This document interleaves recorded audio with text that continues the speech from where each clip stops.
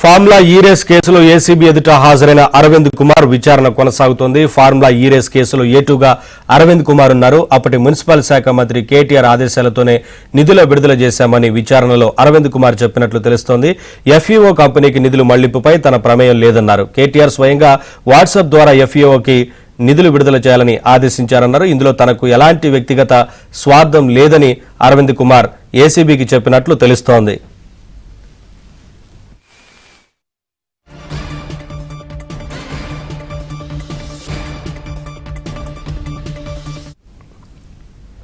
Updates మా ప్రతినిధి ప్రవీణ్ అందిస్తారు లైవ్ ద్వారా ఏసీబీ కార్యాలయం నుంచి. ప్రవీణ్, అరవింద్ కుమార్ విచారణ కొనసాగుతున్నట్లు తెలుస్తోంది కదా, ఏంటి అప్డేట్స్? ఫార్ములా ఈ కార్ రేసింగ్ కేసులో ఐఏఎస్ అధికారి అరవింద్ కుమార్ ను దాదాపు 2 గంటలుగా విచారణ కొనసాగిస్తున్నారు. సాయంత్రం 5-6 గంటల వరకు కూడా విచారణ జరిపి స్టేట్మెంట్ రికార్డ్ చేసే అవకాశం అయితే కనపడుతుంది. ఇప్పటికే కేటీఆర్ ఇచ్చినటువంటి స్టేట్మెంట్ రెండోసారి జూన్ 16వ తారీఖున కేటీఆర్ ఇచ్చినటువంటి స్టేట్మెంట్ ఆధారంగా చేసుకుని ప్రస్తుతం అరవింద్ కుమార్ కూడా క్వశ్చన్ చేస్తున్నటువంటి పరిస్థితి అయితే స్పష్టంగా కనపడుతుంది. ఎందుకంటే ఈ కేసులో మనం ఫార్ములా ఈ కార్ రేసింగ్ కేసులో దాదాపు 46 కోట్ల రూపాయలు నగదు బదిలీ అయినటువంటి అంశానికి సంబంధించి చాలా అంశాలపైన క్వశ్చన్ చేస్తూ వస్తున్నారు. అయితే ఇప్పటి వరకు నిధులను బదిలీ చేయడం వెనుక అప్పటి మంత్రిగా ఉన్నటువంటి కేటీఆర్ ఆదేశిస్తాని తాము నగదును బదిలీ చేశామని, అది కూడా హెచ్ఎండిఏ ఖాతా నుండి ఇండియన్ ఓవర్సీస్ బ్యాంకు ఖాతా నుండి బ్రిటన్ పౌండ్ల రూపంలో ఎఫ్ఈఓ కంపెనీకు బదిలీ చేశాం. ఈ బదిలీ చేయడానికి మంత్రి కేటీఆర్ తనకు వాట్సాప్ ద్వారా సమాచారం ఇచ్చారు. కానీ సమాచారం ఇచ్చినటువంటి వెంటనే కేటీఆర్ కు బిజినెస్ రూల్స్ ఫాలో కావాల్సి ఉంటుంది. మనం ఆర్థిక శాఖ అనుమతులు తీసుకోవాలి, ఆర్బీఐకు సమాచారం ఇవ్వాలని కేటీఆర్ చెప్పినప్పటికీ కూడా మీరు వెంటనే నిధులు విడుదల చేయండి, అవన్నీ నేను చూసుకుంటానంటూ కూడా కేటీఆర్ స్వయంగా తనకు చెప్పాడంటూ కూడా ఇప్పటికే అరవింద్ తన స్టేట్మెంట్ ఇవ్వడం జరిగింది.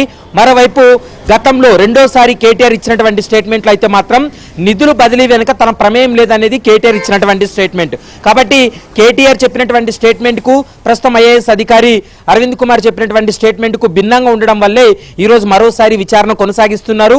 అవసరం అనుకుంటే ఈ కేసులో కేటీఆర్ ను ఐఏఎస్ అధికారి అరవింద్ కుమార్ ఇద్దరిని కలిపి విచారణ చేసేటువంటి అవకాశం ఉంటుంది.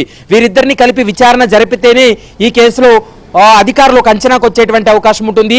ఈ మంత్ ఎండింగ్ కల్లా ఈ కేసు విచారణ పూర్తి చేసి ఛార్జ్ షీట్ కూడా ఫైల్ చేసేందుకు ఏసీబీ అధికారులు సిద్ధంగా ఉన్నారనేది కూడా మనకు స్పష్టంగా అర్థమవుతుంది. మరోవైపు ఈ కేసులో 46 కోట్లు బ్రిటన్ పౌండ్ల రూపంలో పంపించడానికి ప్రధానమైనటువంటి కారణం ఏంటి, ఎందుకు వాటిని విదేశీ కరెన్సీ రూపంలో వాటిని చెల్లింపులు చేశారు, ఆర్బీఐ అనుమతులు లేకుండా చెల్లించడం అనేది నిబంధనలకు విరుద్ధం కదా, వాటిని మీరు అప్పటి మంత్రిగా ఉన్నటువంటి కేటీఆర్ కు కమ్యూనికేట్ చేశారా లేదా, ఈ ప్రశ్నలన్నింటినీ కూడా ప్రస్తుతం అయితే అరవింద్ కుమార్ ను ప్రశ్నిస్తున్నారు. అతను చెప్పేటువంటి అంశాలన్నింటినీ కూడా స్టేట్మెంట్ రూపంలో రికార్డ్ చేస్తున్నటువంటి పరిస్థితి ఉంది. సాయంత్రం 5 గంటల వరకు విచారణ జరిపి స్టేట్మెంట్ రికార్డ్ చేస్తారు.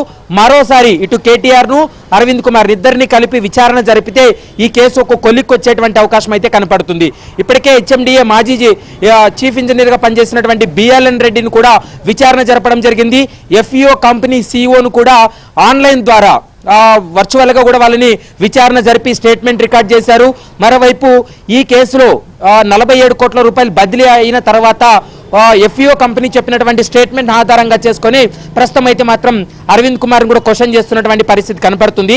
మరి చూడాలి, ఇందులో తనకు వ్యక్తిగత ప్రయోజనం లేదు, తనకు ఎలాంటి వ్యక్తిగత అవసరం కూడా లేదు, కేవలం మంత్రి ఆదేశాల మేరకే తాను ఈ నగదును కూడా విడుదల చేశాననేటువంటి అంశాన్ని మరోసారి స్టేట్మెంట్ రూపంలో చెప్పారు. మరోవైపు కేటీఆర్ వాట్సాప్ ద్వారా వీరిద్దరి మధ్య జరిగినటువంటి ఏదైతే కాన్వర్జేషన్ ఉందో ఆ స్క్రీన్ షాట్స్ కూడా ఇప్పటికే ఏసీబీకి కూడా ఇచ్చినటువంటి పరిస్థితి కనపడుతుంది. మరి కేటీఆర్ ను అరవింద్ కుమార్ ఇద్దరిని కలిపి విచారణ చేస్తే ఈ కేసు ఒక కొలిక్కొచ్చే అవకాశం ఉంటుంది. కాబట్టి రెండోసారి అంటే ఇప్పుడు ఈ విచారణ తర్వాత మరోసారి వీరిద్దరిని కలిపి విచారణ జరిపేటువంటి అవకాశాలు అయితే స్పష్టంగా కనపడుతున్నాయి. Naveen, thank you Praveen, thanks for the updates.